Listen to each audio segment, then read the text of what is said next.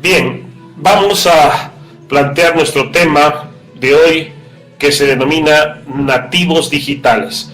Y para ello vamos a basarnos o fundamentarnos en un estudio muy importante realizado por Mark Prensky, Nativos e Inmigrantes Digitales. Nuestros estudiantes piensan y procesan la información de modo significativamente distinta a sus predecesores, nosotros.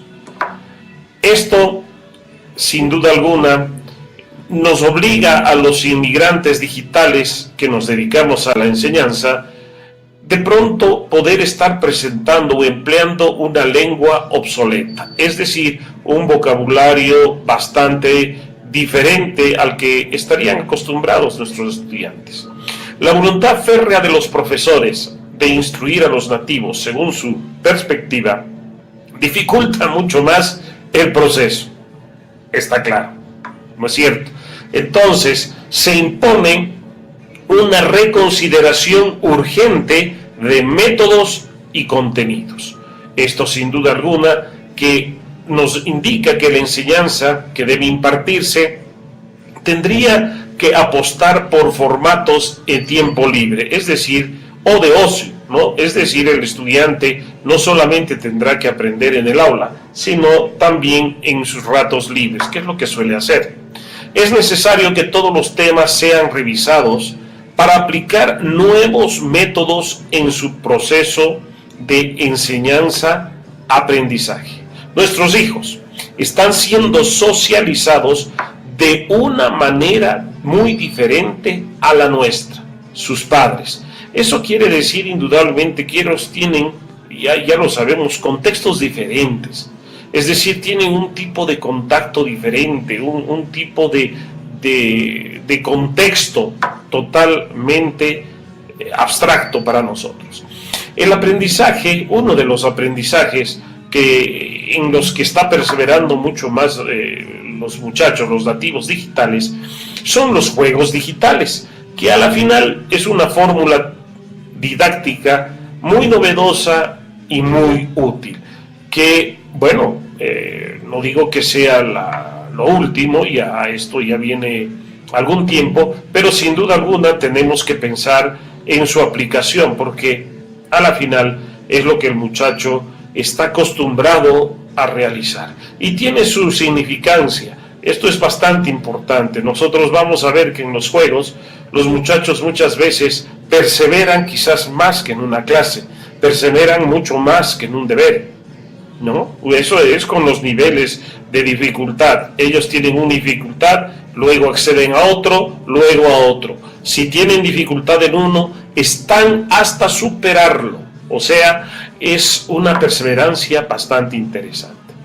Pero llega en este punto en que nosotros tenemos que recurrir a la fuente de todo esto, que es nuestro cerebro humano, ¿no? El cerebro mantiene una plasticidad interesante de por vida, ¿no? Los patrones de pensamiento de cada uno cambian en función de sus experiencias. ¿Esto qué quiere decir? Que el cerebro es tan dúctil que realmente se adapta al medio en el que la persona se está desarrollando, ¿no es cierto? Si tiene un medio demasiado presionante, muy exigente, el cerebro tiene esa condición. Si tenemos un cerebro en un contexto mucho más relajado, etcétera, pues el cerebro tendrá ese sistema, ¿no? Esto es un estudio neurológico al que hace referencia Prensky.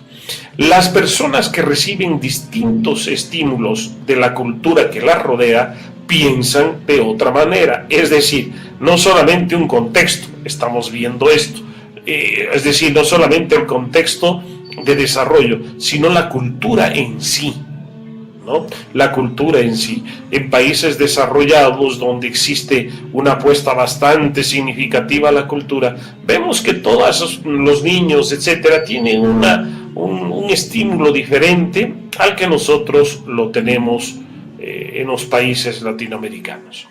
Los niños que se han criado y se han desarrollado a la par que un ordenador, ya piensan de forma diferente. Tenemos que aceptarlo. Tenemos que aceptarlo y sobre todo tomar serias medidas al respecto. Como educadores, mucho más.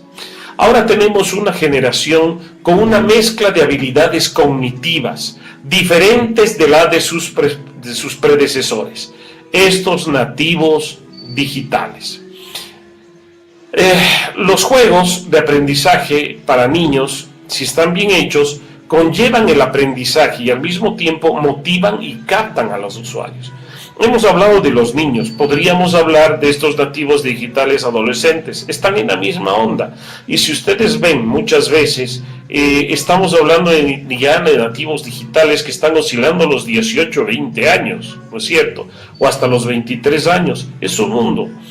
Ellos quieren relajarse con un buen partido de soccer en la web, quieren relajarse con una carrera de Fórmula 1 o Street Fighter y una serie de juegos que tienen. Esa es su forma. La nuestra quizás es caminar por el césped y oír a los pajaritos, etcétera, ¿no?